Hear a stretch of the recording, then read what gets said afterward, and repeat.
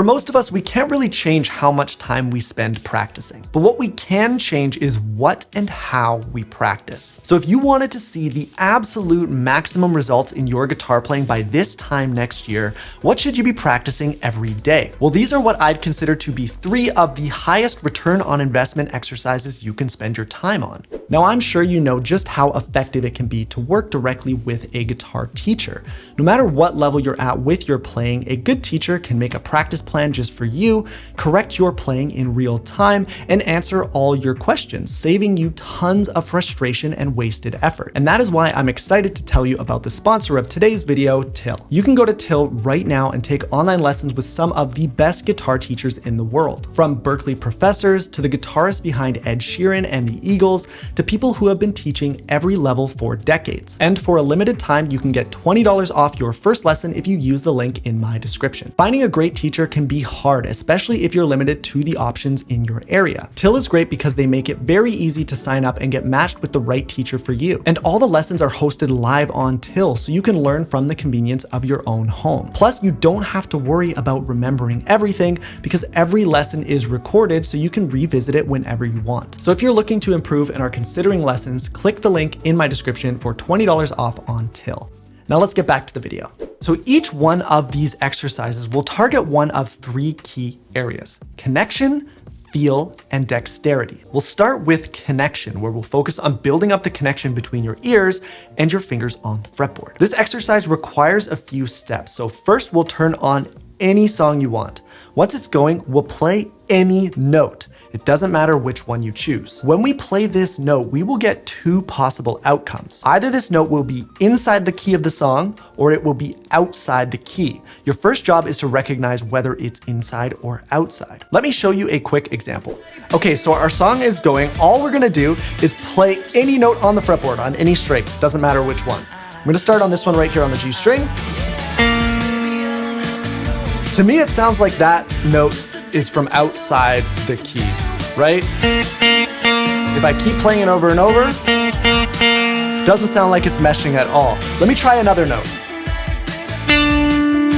That right there sounds like it's in the key. Do you hear how it fits over all the chords and all the music as it changes? Where that first note, no matter what's happening in the song, it sounds bad. Again, right note.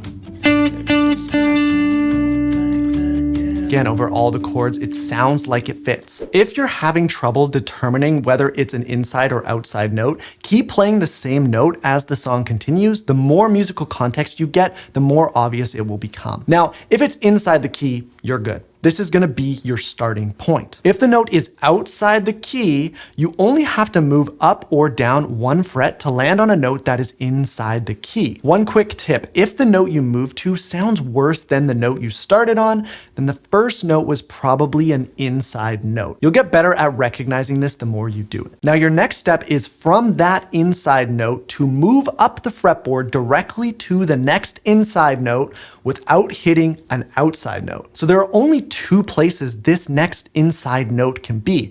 It's either up 1 fret or 2 frets. And it's now your job to decide which it's going to be before you move to that note. Then check your work by playing the note you think will be correct. To figure this out, you want to listen carefully to the note you're playing and how it sounds over the music. At first, it will be really hard to tell whether the next one is up 1 fret or 2 frets, so it'll be a lot of trial and error in the beginning, but you'll notice that it doesn't take long for your ears to start recognizing where the correct note should be. And the end goal here is to do this with the next note, then the next note, and the next note, all the way up the string and eventually down as well. Let me show you an example. All right, so let's go from that first note that was outside, so you can kind of see this exercise all the way from the beginning. We started on a wrong note. Okay, all I have to do is move up 1 fret and I'm positive it'll be inside. Right? Hear how that worked? So that's my inside note right there.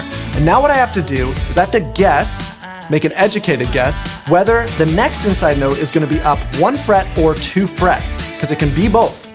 So I'm gonna listen and I'm gonna kind of guess in my head. I'm gonna think about, does it sound like it's just 1 semitone up or is it 2? To me, it sounds like 2. Okay, so that's my note. I'm gonna go up 2 and see if I'm right. That sounds right. Okay? Even though it sounds like it wants to go somewhere else, that note sounds like it's inside. If I would have gone up 1, it would have sounded like this.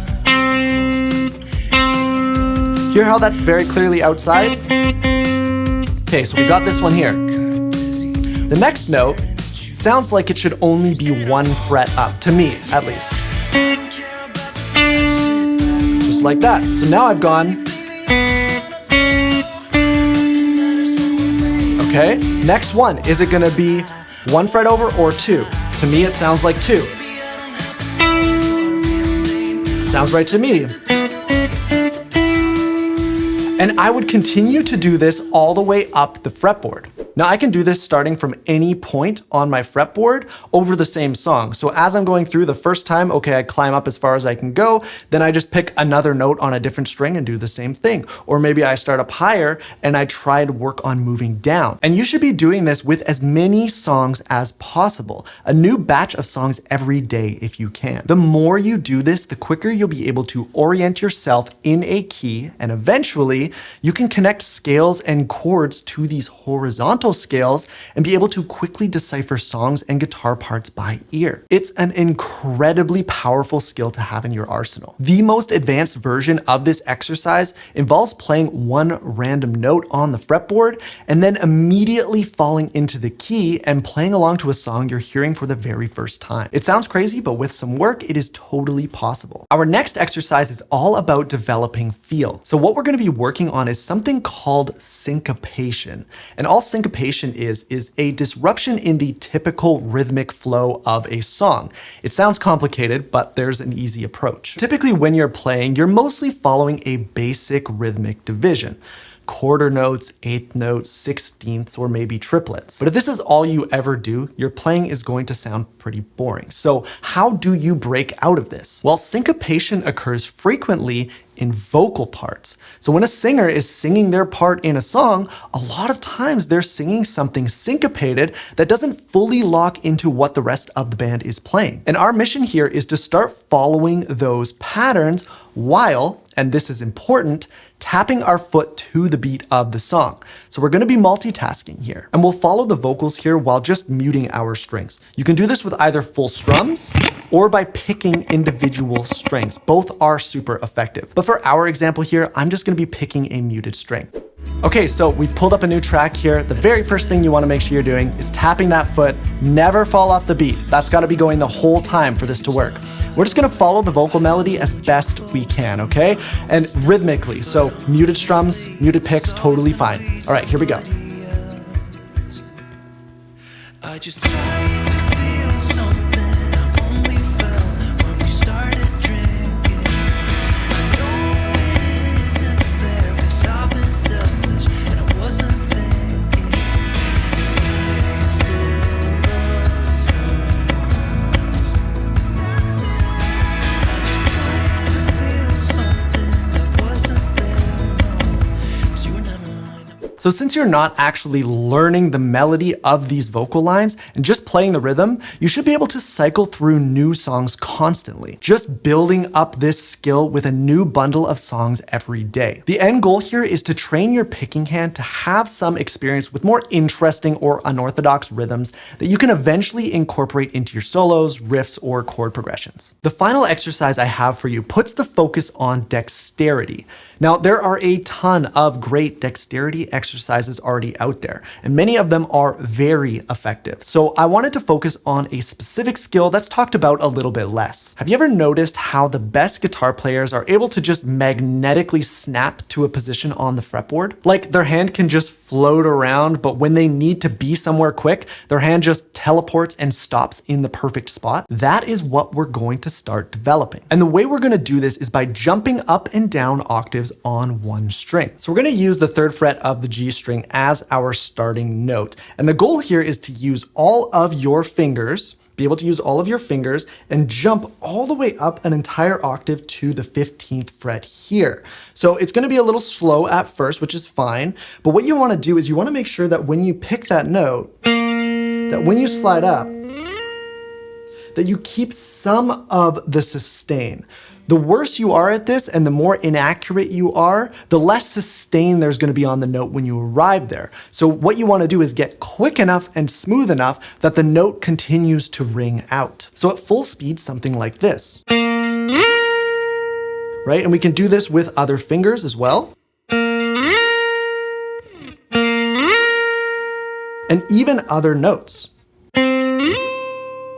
And other strings.